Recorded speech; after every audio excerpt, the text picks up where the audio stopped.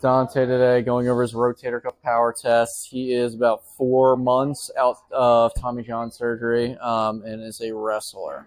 So as we're going through this, obviously it's your right elbow. So immediately off the bat, we're seeing like the power imbalance to the left, right? So we want to start to see that number like flip. Like I want to see your dominant arm become your dominant arm again. Right? And here, each one of these is put into a percentile of your score based on your cohort. So based on like male 20 to 25-year-olds. Anyone who's been tested in this, they all fall into that data, and that's where it's spitting out all these like percentiles. Okay, so first time we do this, basically all it is just a generic like where are you at, and then we kind of use this to continue to guide your rehab of like how strong your arm is. Scaption looks pretty good on you, so both up and down, you're getting like well over the hump, right? So good power, good acceleration on both.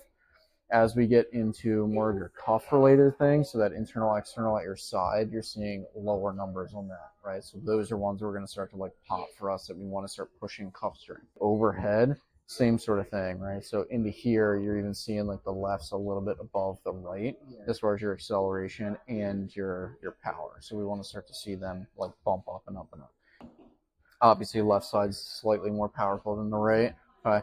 As you get into acceleration, you're accelerating a little better on the left, but you're decelerating a little bit better on the right. Usually that happens with just you're used to throwing, so your body can decelerate a little bit better despite the fact that you lack the power, right?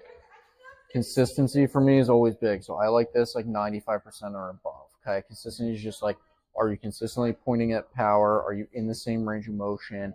How well is your arm able to go through these reps without like it kind of flying all over the place? So this to me screams like we need to get into more neuromuscular like stability for you, because I want that number like up above like 95. Okay, velocity is like not bad. That'll come with the power and the acceleration. And then your range of motion is really good. I like to see like how well mapped out your power is. So this is if like we graphed it basically in three-dimensional space, right? So I always like to look at like your best reps. So like say we take your like best 2 reps and then your worst 2 reps, and that way we can kind of compare them. So like what you're seeing is like there's the lack of inconsistency, right? So if I remove these 2, those are really tight knit, really consistent. You're seeing that good like color change where powerful in the middle, able to accelerate and decelerate really well. As we remove those and add in the week or 2, a little bit like more off of that. So what we want to see is tighten these up and get that nice like color change where it's accelerating, decelerating really well. You're using those muscles great. Hi. Any questions for me? All right, pal. Let's keep working, man. Looks good, though.